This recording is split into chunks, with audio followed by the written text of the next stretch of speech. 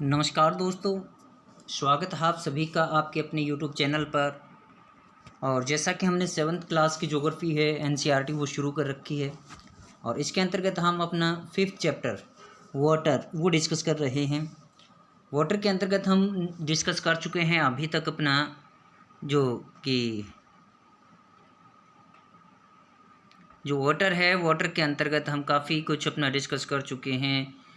किस प्रकार से तरंगें उत्पन्न होती हैं, किस प्रकार से लहरें उत्पन्न होती हैं, टाइड्स, वेव्स, ये सभी हम जो हैं जान चुके हैं कि 3 गतियाँ जो होती हैं इसकी जल की, वो हमने जाना था। आज हम इसके अंतर्गत डिस्कस करने जा रहे हैं ओशियनिक सर्कुलेशन। ओशन सर्कुलेशन, महासागरीय परिसंचरण।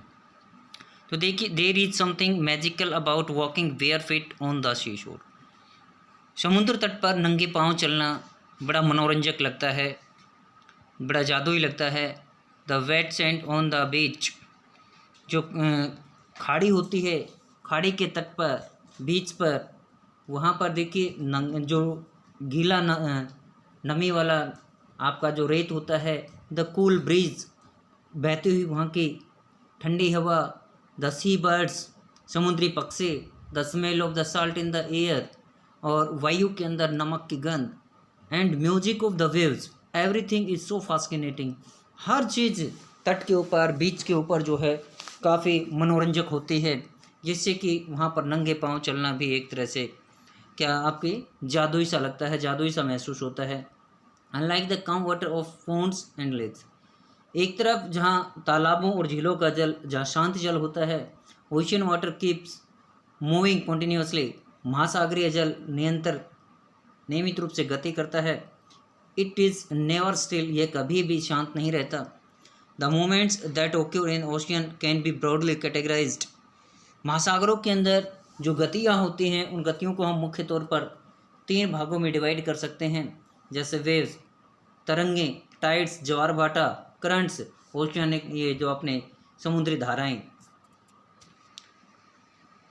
यहाँ पर देखिए एक इम्पोर्टेंट फैक्ट दिया हुआ है, March 22 is celebrated as world water day, यानी 22 मार्च को विश्व जल दिवस मनाया जाता है। When need to conserve water is reinforced in different ways, इस दिन जो है जल संरक्षण के उपाय के विभिन्न तरीकों के ऊपर विचार किया गया था, इसको प्रभावी तरीके से लागू करने की कोशिश की गई थी। तो ये 22 मार्च को हम जल दिवस के रूप में मनाते हैं। यहाँ पर देखिए वेव्स की डेफिनेशन दी हुई है। Waves are formed when winds scrape across the ocean surface, लहरें तब उत्पन्न होती हैं जब पवने समुद्री सतह के आर पार उसके ऊपर से चलती हैं, तब लहरें उत्पन्न होती हैं। The stronger the winds blow, जितनी तेज गति से पवने चलेंगी, the bigger the wave becomes, उतनी ही ऊंची जो हैं लहरें उत्पन्न होंगी। तो वेव्स की डेफिनेशन यहाँ पर देखिए कैसे क्या उत्पन्न होती हैं लहरें। When you are playing throw ball on the beach, जब आप एक प्लेन पर या आप खाड़ी के ऊपर जब एक गेंद से खेल रहे हैं उछाल कर, and the ball falls into the water, और आपकी गेंद जो है वो पानी में गिर जाती है। व्हाट हैपन्स, तब क्या होता है। It is fun to watch, ये बड़ा मनोरंजनकारी होता है। How the ball gets washed back to the sea shore, कि किस प्रकार से बॉल लुढ़कते हुए लहरों के साथ वापस समुद्र तट पर आ जाती है बाय द वेव, लहरों के द्वारा। When the water on the surface of the ocean, यहाँ पे बताया जा रहा है कि जब समुद्री सतह का जो जल होता है, राइजेज एंड फॉल्स अल्टरनेटली, जब समुद्र की लहरें ऊपर नीचे उठती हैं तो दे आर कॉल्ड वेव्स, तो उनको तरंगे बोला जाता है, उनको तरंग बोला जाता है, लहर बोला जाता है। तो इस प्रकार से तरंगें उत्पन्न होती हैं महासागरों के अंदर। ड्यूरिंग ए स्टॉर्म, जब तूफान आता है, the winds blowing at very high speed from huge waves, तो ये जो पवनें होती हैं, पवनें बड़ी तीव्र गति से तरंगों के रूप में चलनी शुरू हो जाती हैं। दीज में कोज ट्रमेंडियस डिस्ट्रक्शंस, जिससे बहुत अधिक विनाश भी होता है तटीय प्रदेशों के अंदर। An earthquake, a volcanic eruption और under water landslides can shift large amounts of ocean water. इससे क्या होता है कि भूकंप या एक जब ज्वालामुखी विस्फोट हो जाता है तो इससे या भूस्खलन की वजह से बहुत अधिक मात्रा में जो जल का विस्थापन होता है, as a result a huge tidal wave called tsunami that may be as high as 15 metre is form. तब जो है सुनामी नामक जो तीव्र गति से चलने वाले ऊंचे उठने वाले जो लहरें होती हैं उनका निर्माण होता है। और सुनामी जो है जो कि 15 मीटर तक इनकी ऊंचाई हो सकती है, ऊंची हो सकती हैं। The largest tsunami ever measured was 150 metre high. अभी तक जो सबसे बड़ी सुनामी जो मापी गई है वो 150 मीटर ऊंची सुनामी थी। These waves travel at speed of more than 700 kilometre per hour. और इन वेव्स की, इन लहरों की जो स्पीड होती है, इन लहरों की स्पीड जो है 700 किलोमीटर प्रति घंटा से भी अधिक होती है। इस प्रकार से देखें तो ये प्रचंडकारी जो लहरें होती हैं ये तटीय प्रदेशों के अंदर भयंकर उत्पात मचाती हैं, विनाश का कारण बनती हैं। The tsunami of 2004 caused widespread damage in the coastal areas of India. 2004 के अंदर जो सुनामी आई थी, उस सुनामी की वजह से भारत के तटीय प्रदेशों में काफ़ी विनाश, बहुत अधिक विनाश हुआ था, जिससे कि बहुत से गांव जो है तबाह हो गए थे, लाखों की संख्या में मवेशी मारे गए थे, 10,000 से अधिक लोग मारे गए थे। The Indira Point in the Andaman and Nicobar islands got submerge after the tsunami. उस सुनामी के बाद अंडमान निकोबार द्वीप समूह के अंदर भारत का जो दक्षिणतम बिंदु है इंदिरा पॉइंट, वो जलमग्न हो गया था, जो अभी तक जलमग्न की स्थिति में है।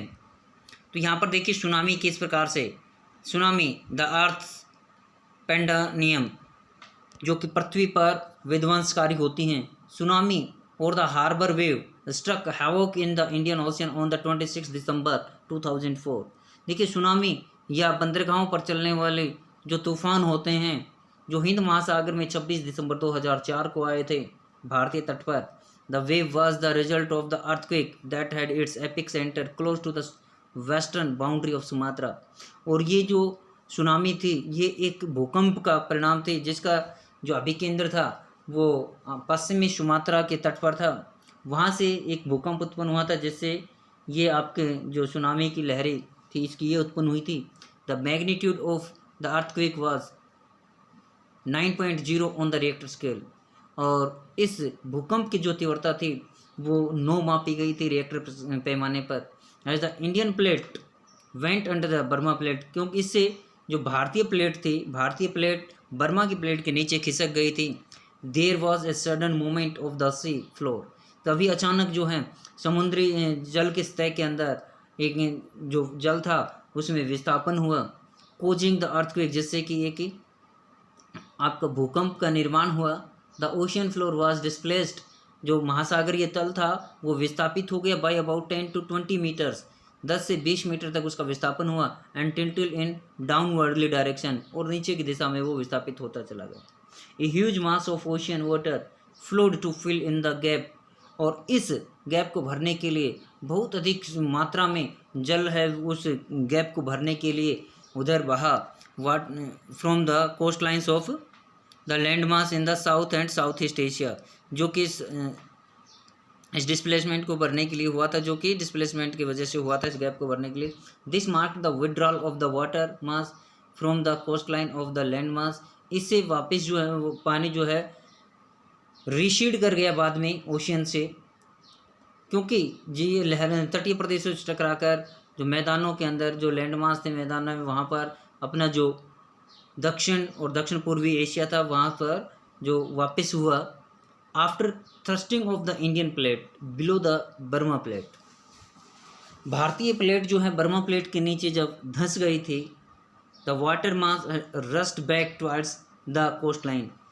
जो पानी तटीय प्रदेशों से उस गैप को भरने के लिए आगे बढ़ा था, वो पानी जैसे ही भारतीय प्लेट बर्मा की प्लेट के नीचे धंसे, वो गैप फिलअप हुआ, तो पानी वापस फिर से तटीय प्रदेशों की तरफ वापस हुआ, वापस दौड़ा।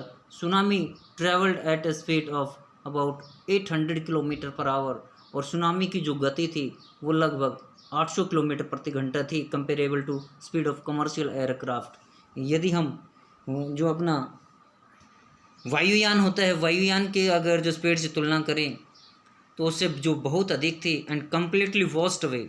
और इससे जो अपना some of the islands in the Indian ocean, और जो भारत का जो हिंद महासागर है, हिंद महासागर के तटीय प्रदेशों को लगभग उसने पूरी तरह से तबाह कर दिया। The Indira Point in the Andaman and Nicobar islands that mark the southern most point of India got completely submerge. Bharat का जो अंडमान निकोबार द्वीप समूह है उसके अंदर जो भारत का दक्षिणतम बिंदु है इंदिरा पॉइंट, वो जो है पूरी तरह से जलमग्न हो गया था। As the wave moved from earthquake epicentre from Sumatra towards the Andaman islands and Sri Lanka, the wavelength decrease with decreasing depth of water. जैसे जैसे एपिक सेंटर से, सुमात्रा से ये लहरें हिंद अपने अंडमान निकोबार समूह और श्रीलंका की तरफ आगे बढ़ी, इनकी लेंथ धीरे धीरे डिक्रीज होती चली गई, कम होती चली गई, क्योंकि पानी का जो डेप्थ थी वो जैसे जैसे पानी का डेप्थ कम हुई, इसके जो है गति भी कम होती चली गई। The travel speed also declined from 700-900 kilometre per hour to less than 70 kilometre per hour. और जो सुनामी की जो स्पीड थी, जो 700 से 900 किलोमीटर के बेस थी, वो भी घट करके 770 किलोमीटर रह गई। Tsunami waves travelled up to depth of 3 kilometre from the coast, killing more than 10,000 people and affected more than lakhs of houses. Tsunami की जो लहरें थी वो तटीय प्रदेशों के अंदर 3 किलोमीटर तक अंदर घुस गई थी, जिसने लाखों 10,000 लोगों की जानें ली और लाखों लोगों को और घरों को काफ़ी प्रभावित किया। In India the worst affected were the coastal areas of Andhra Pradesh, Tamil Nadu, Kerala, Puducherry and Andaman and Nicobar islands. Bharat के अंदर जो इससे सबसे अधिक प्रभावित जो तटीय प्रदेश थे उनमें आंध्र प्रदेश का तट, तमिलनाडु, केरल, पुदुचेरी और अंडमान निकोबार द्वीप समूह, ये सबसे अधिक प्रभावित होने वाले क्षेत्रों में से भारत के अंदर। While the earthquake can not be predicted in advance, यद्यपि हम भूकंप की पूर्व जो भविष्यवाणी वो नहीं कर सकते, it is possible to give a 3 hour notice of a potential tsunami, लेकिन सुनामी की जो संभावना होती है उसके हम 3-4 घंटे पहले सूचना दे सकते हैं, भविष्यवाणी कर सकते हैं। Such early warning systems are in place across the Pacific ocean, और इस प्रकार की जो वार्निंग्स हैं, चेतावनियां हैं, वो जो प्रशांत महासागर है उसके इर्द गिर्द जो है प्राय दी जाती हैं, but not in the Indian ocean. लेकिन भारतीय जो हिंद महासागर है इसमें इस प्रकार की गतिविधियां नहीं होती। Tsunamis are rare in Indian oceans as the seismic activity is less as compare to the Pacific, क्योंकि हिंद महासागर के अंदर इस प्रकार की गतिविधियां जो होती हैं, समुद्री गतिविधियां, ये बहुत ही कम होती हैं यदि तुलनात्मक रूप से हम प्रशांत महासागर को देखें, तो क्योंकि प्रशांत महासागर के अंदर सबसे अधिक जो सुनामी लहरें उठती हैं, तो इसमें बहुत कम सुनामी लहरें होती हैं, जिसकी वजह से यहाँ प्रेडिक्शन करना या इस प्रकार का सिस्टम डेवलप नहीं था। यहाँ पर देखिए destruction caused by tsunami on Tamil Nadu coast पर जो 2004 की सुनामी थी उसने जो तबाही मचाई थी, उसका ये मंजर है आपके सामने, दृश्य है, नज़ारा है।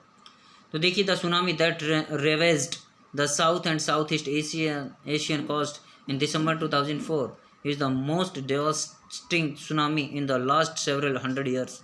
पिछले 100 वर्षों के दौरान यदि 2004 की जो हम सुनामी देखें तो वो उस सेंचुरी की, उस शतक की, इस शताब्दी की सबसे जो खतरनाक, सबसे विध्वंसकारी सुनामियों में से एक थी। The large damage caused to life and property was primarily result of lack of monitoring, और जो सबसे अधिक जान माल का नुकसान हुआ वो primarily result of lack of monitoring, जो मॉनिटरिंग न होने की वजह से हो पाया था। प्रारंभिक तौर पर जो मॉनिटरिंग होनी चाहिए उसकी कमी की वजह से हो पाया। द अर्ली वार्निंग सिस्टम की वजह से हो पाया। And knowledge among the coast developers of Indian oceans, जो भारतीय हिंद महासागर के जो तटीय प्रदेश हैं उस पर रहने वाले भारतीय लोगों के अंदर ये अनभिज्ञता थी, ये कहें कि उनको इस चीज़ के बारे में नॉलेज नहीं थी, क्योंकि इस प्रकार के जो घटनाएं हैं हिंद महासागर में नहीं होती, जिससे कि लोग पहले से परिचित नहीं थे, इन चीज़ों से पहले से सचेत नहीं थे। The first indication that tsunami is approaching is the rapid withdrawal of water from the coastal region. जो सबसे पहले अगर जो इस चीज़ के बारे में अगर जो कुछ थोड़ा बहुत जानकारी मिले, संकेत मिले, तो वो थे समुद्र तट का जो पानी है वो तीव्र गति से विड्रॉल हो रहा था, पीछे की तरफ बढ़ रहा था क्षेत्रों से, फॉलोड बाय डिस्ट्रक्टिव वेव्स, उसके पीछे पीछे जो हैं भयंकर जो लहरें उठी हुई थी। When this happen on the coast, और जब ये सब तटरेखा पर घटित हुआ, instead of people going to high ground, इससे पहले कि लोग उच्च क्षेत्रों पर जा पाते, उच्च भूमियों पर जा पाते। They starting assembling at coast to view the miracle. तो कुछ अद्भुत चमत्कार को देखने के लिए लोग तट पर जो हैं वो इकट्ठे होने लग गए। एज ए कंसिक्वेंस, परिणाम स्वरूप क्या हुआ, there was a large casualty of curious onlookers when the gigantic wave struck. जब ये दैत्य आकारी विशालकाय ये लहरें जब समुद्र तट से टकराई तो ये विनाशकारी मंजर, ये लोगों के जो है जान का परिणाम स्वरूप जो है लोग जो है काफ़ी जान से हाथ धो बैठे। लोगों के जो है जीवन का खतरा हुआ, जो कि वहाँ पर ओन लुकर्स उस सुनामी को मंजर को देखने गए थे, इस मिरेकल को देखने गए थे, वो लोग इस सुनामी की चपेट में आ गए, इस काल का ग्रास बन गए। तो इस प्रकार से सुनामी के बारे में, ये जो विध्वंसकारी सुनामी थी इसके बारे में जानना, जो 26 दिसंबर 2004 को भारतीय तट रेखाओं पर आई थी, जिसका मंजर बड़ा विनाशकारी था, हृदय विदारक जो दृश्य था, लोगों के जो हैं जाने गए। इसके अंदर जो इस मिरेकल को देखने गए थे वो वापस लौट के नहीं आ पाए थे। तो आज के लिए वीडियो में इतना ही। Thank you, have a nice day.